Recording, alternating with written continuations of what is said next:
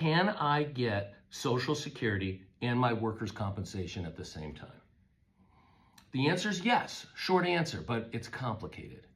So I'm going to go into a few of the details and nuances that you need to be aware of. The first thing to understand is there's different kinds of Social Security and there's different kinds of workers' compensation. The first scenario I want to talk about is when someone is getting workers' comp temporary total compensation. That means they're off work, not working, and getting paid monthly or weekly, either by submitting CA-7s or paid on the periodic rolls. Oftentimes, those same individuals will file for Social Security disability, known as SSDI. This is Social Security Disability Insurance, and it's available for people who paid into the Social Security system and then become disabled and unable to do their job. Oftentimes, this is filed at the same time as they're filing for their temporary total. In that instance, Social Security has a rule that says when you're getting Social Security disability, you may not get more than 80% of your pre-earning wages in any combination of benefits.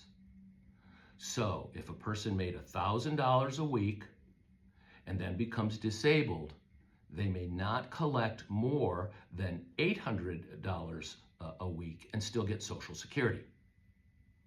In workers' compensation, assuming the person's off work and getting 75% of their wages, Social Security will then be reduced to the additional 5%, meaning 80%. So when someone's on SSDI and they get workers' comp temporary total, the SSDI can be reduced.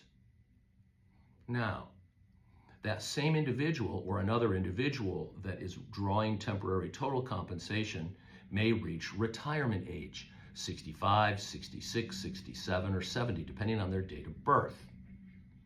What happens is when an individual reaches retirement age and gets time and service, or SSA benefits, in that instance, their workers' compensation goes down. So their Social Security goes up while they get their retirement, but workers' compensation will subtract from its benefits the amount of earnings attributable to federal employment. So that means that if part of your earnings went into your Social Security retirement payments, then those earnings will be backed out by workers' compensation when you get to retirement age, still getting temporary total.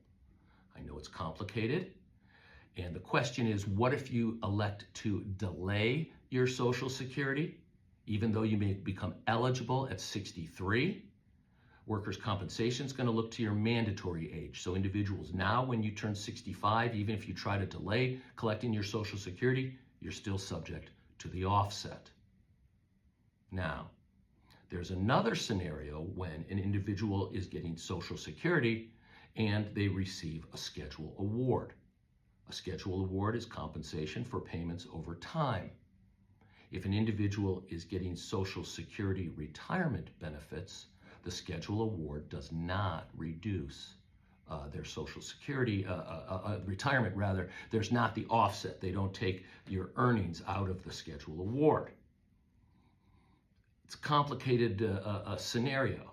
Now, if you're getting disability Social Security and you get a schedule award at the same time, it may create an offset against your Social Security benefits for violating the 80% rule. So you have to carefully compute the earnings from pre-injury and then figure out the combination of the benefits, and then be aware of what kind of benefits you're asking for and what kind of benefits you're currently receiving. I know this is complicated, and I hope it provides some amount of clarity to a complicated issue. It's a reason really why people should get legal counsel and help them through what could be a serious bunch of choices.